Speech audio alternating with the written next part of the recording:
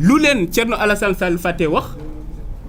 mooy le contrat bu Sénégal signé ak Woodside donc pour exploiter Sangomar ñoom ñoo ko signé te buñ koy signé amul benn pàcc bi nga xam ne nee nañ ci Sénégal mën na am ay tarifs préférentiels ci misaal Sénégal lu muy jëndee pétrole su naree jënd pétrole ci Woodside ce sera au même titre que la France ce sera au même titre que les États-Unis ce sera au même titre que l'Allemagne la Chine qu'importe donc disons n'importe quel pays ñun ak ñoom ñooy yem ni ñu jëndee pétrole foofu noonu moom il le sait très bien et pire encore ñun suñuy jënd foofu noonu sax ce sera en devise étrangère donc yow soo bëggee jàkkaarloog sénégalais yi di leen naan puisque ñu ngi produire pétrole léegi dañoo war a carburant bi dafa war a wàcc te yow sa jëmmi bopp xam nga ne yéen a signé contrat yooyu noonu ñaar moo ci mën a am soit nga ñàkk a xam soit nga nekk de mauvaise foi l'un dans l'autre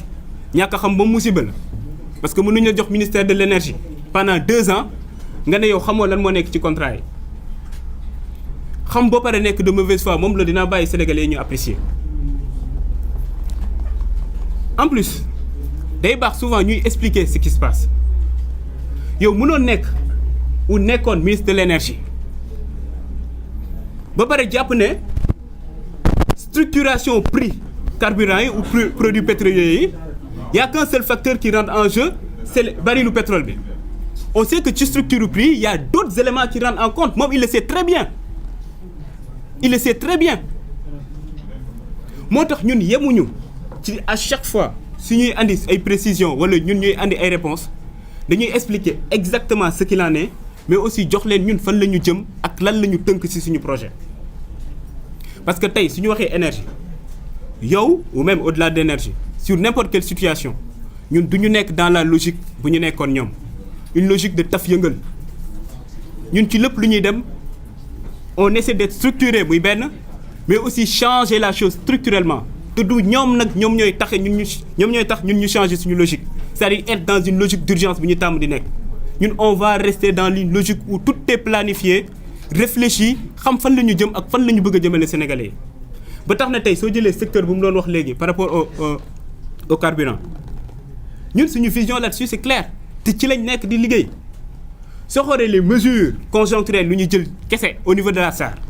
xam ngeen SAR avant su doon importer le fioul tonne bu nekk da ci doon fay benn prime fixe de $52 parce que amuloon appel d'offre léegi bu Bassirou Diomaye Diakhar Faye excès dañoo ne léegi day am appel d'offre suñuy importer loolu noonu permettre nañ prime fixe boobu doon di jar $52 ça coûte entre $20 et $30 aujourd'hui ça c'est factuel yemuñ ci la capacité de raffinage de la SAR tey c'est entre 1,5 million de tonnes annuellement 1,5 million de tonnes et ñun on sait que notre besoin c'est autour de 3 millions de tonnes moo tax SAR le projet SAR 2.0 c'est pour yóbbu cette capacité de raffinage là jusqu'à 5,5 millions de tonnes pour l'horizon 2028 xam nga loolu noonu c'est clair leer na lii mooy suñu position parce que dafa am lenn li nga xam ne il faut ñu ciy revenir suñu wax par exemple énergie xam nga France par exemple su ma jëlee exemple pays bu mel ni France ñoom seen taux d'indépendance énergétique dafa demoon ba wàcc à 55% tout de suite ñu def commission d'enquête parlementaire en mars 2023 où ils ont appelé anciens ministres de l'énergie yëpp ak même parfois ay présidents pour laajte leen yan politique ngeen mëne bu tax suñu politique ou suñu taux d'indépendance énergétique wàcc ci misaal suñu wax taux d'indépendance énergétique mooy nga jël rapport entre énergie primaire yi nga xam ne ñun dañ koy produire ci suñu dëkk par rapport aux énergies primaires yi nga xam ne dañ koy consommer suñu waxee énergie primaire nag ñaari type d'énergie primaire moo am les énergies de stock mooy charbon par exemple le gaz le pétrole l'uranium etc. les énergies qui ne sont pas renouvelables à l'échelle humaine suñu waxee énergie de flux nag moom moo nekk par exemple énergie solaire muy énergie hydraulique wala énergie éolienne par exemple ce sont les énergies renouvelables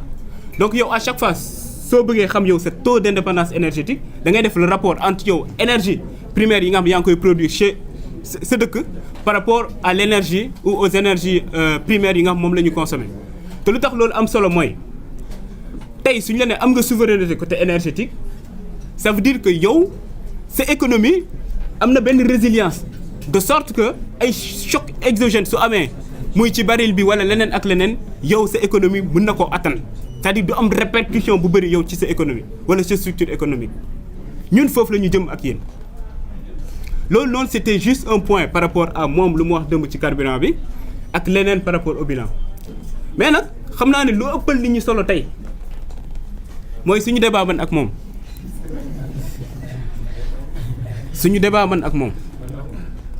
parce que yow ñu ne dénk na la ministère ci ministère boobu noonu saa yu ñu la laajee lan mooy sa bilan nga ne am na contrat bu nga xam ne bañ naa ko signer bu Total jox nañ la ab direction lan mooy sa bilan non wàññi naa sama salaire sëñ bi ay résultats la ñu soxla qu'est-ce que vous avez fait en 5 ans 6 ans en tant que ministre en tant que directeur général xam nga yow démb maa ko dégg mu naan le président Ousmane Sonko même bu ñu ma dàqee ci ministère bi bokkoon na ci ñu ma doon défendre oui ay sénégalais yu bari dañ ko doon défendre parce que ñun njort bu rafet la ñu amoon ci moom mais bu ñu egsee aux affaires ba gis fu mu jaar moom nga gis tooxidu na yu mu def ñun ñëpp on était déçus c'est ça la réalité man par exemple bu ma egsee juste Azer ma cité exemple OS Mina Thierno Alassane Sall ñu ngi ko nommé ministre de l'énergie en juin 2015 décembre 2015 donc 6 mois après Azer signé un contrat avec benn société bu ñuy woowee Mina Distribution contrat wu 60 milliards pour électrifier 1144 villages le 30 décembre 2015 xam nga soo signé contrat ba pare dès l'instant ñu approuvé ko mën nga demander avance de démarrage mën nga demander aussi les avances au titre des dépenses engagées ñoom nag dañoo andi le 30 décembre vers midi Azer 2015 ñëw déposer la facture pour ne nañ fay la caution d'avance de démarrage ñu ne dañoo bëgg le 30 même ñu def ordonnancement bi def paiement bi ñoom ñu mën a dem encaisser le chèque le même jour instant boobu noonu au niveau de l'Azer il y avait pas de couverture budgétaire su ñu waxee couverture budgétaire c'est-à-dire ñu budgétiser projet bi naan telle année ou 2016 parce que 2016 dañ ko budgétiser woon mën nañu décaisser tant avance de démarrage yi par exemple ak les avances au titre de dépenses engagées ñoom bu ñu egsee ñu leen mënuñu décaisser waaye Azer wax leen ko mënuñu décaisser actuellement parce que y a pas de couverture budgétaire te xam nga suñu ne budget xam nañ ne ministère de tutelle bi muy donc instant boobu noonu le délégant parce que il faut rappeler que Azer le maître d'ouvrage délégué du ministère de l'énergie donc le délégant j'ai pas dit délinquant j'ai dit le délégant c'était Thierno Alassane Sall en tant que ministre de l'énergie donc moom moo war a approuver budget bi yóbbu ko ministère des finances pour ñoom aussi ñu approuver y a pas de couverture budgétaire waa Azer nee nañ duñ décaisser vers 17h 18h ku ñu naan Farba Ngom xaabari ñëw Azer naan mun nañ def décaissement bi le même jour ba finalement ñu def ordonnancement bi def paiement bi le 30 décembre bloqué compense yi au niveau de la banque dem au niveau de la banque pour encaisser le chèque de 12 milliards de francs CFA sans couverture budgétaire Farba Ngom lu ci yoonam nekkul ministre de l'énergie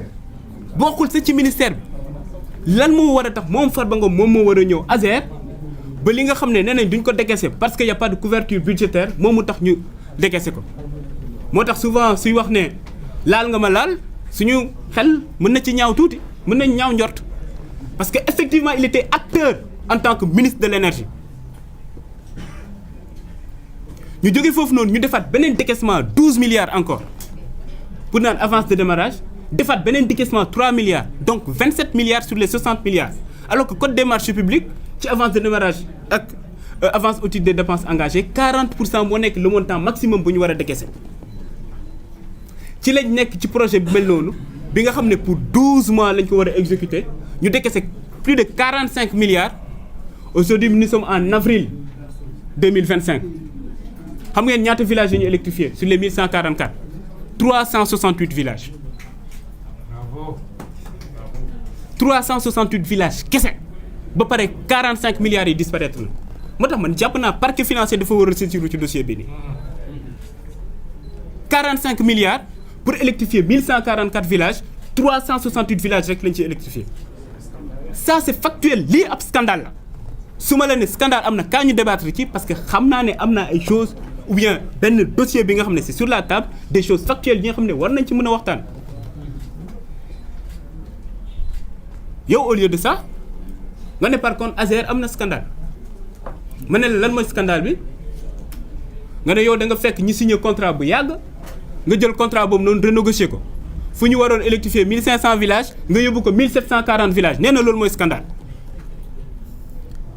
fu nga fekkee benn contrat mu am ay surfacturation yow nga ne surfacturation duma ko naan dindi ces surfacturation là nee na loolu scandale la fu nga fekkee contrat bi nga xam ne yow jàpp nga ne financement bi yëpp presque dañoo nar a importer affaire nga ne dañuy exiger que 50% du financement reste au Sénégal Thierno Alassane Sall nee na loolu ab scandale la contrat bi nga xam fekk nga ñu signé ko ngeen waxtaan pour dugal ci ay affaire alternance moom nee na loolu scandale la c'est ça c'est factuel ñun nag ci dossier yii nii lañ koy woo pour moom mu ñëw ñu débattre ci parce que nag il faut comprendre sa